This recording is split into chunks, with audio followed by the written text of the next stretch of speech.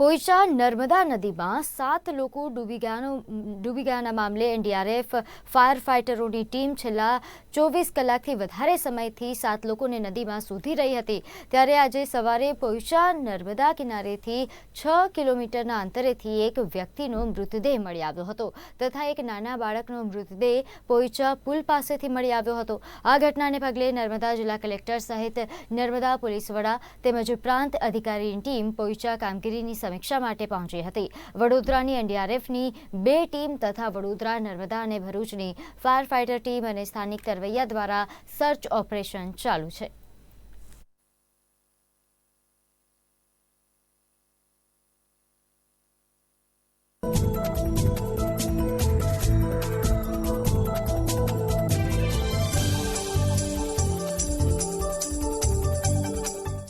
આજે હું અને એસપી સાહેબ બંને પોઈચા બાજુ આવ્યા છે।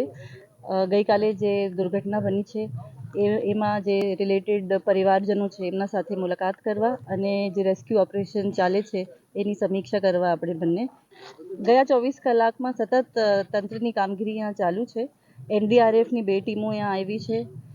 વડોદરાથી ફાયર ફાઇટર્સ, ભરૂચથી ફાયર ફાઇટર્સ, રાજપીપળાની સ્થાનિક ટીમો, મેડિકલની ટીમો, હેલ્થની ટીમો, બધી ટીમો અમારે પોલીસ કચેરીના બધા લોકો અને ડ્યુટી ઉપર સતત 24 કલાક લોકો ફરજ બજાવી રહ્યા છે અને આટલું મોટું એક રેસ્ક્યુ ઓપરેશન અહીંયા ચાલુ છે।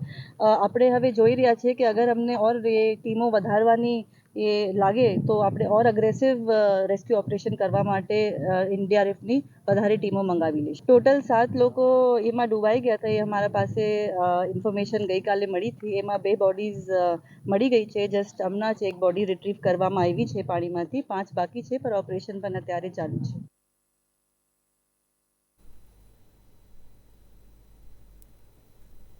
અમદાવાદ શહેર ક્રાઇમ બ્રાન્ચે માથાભારે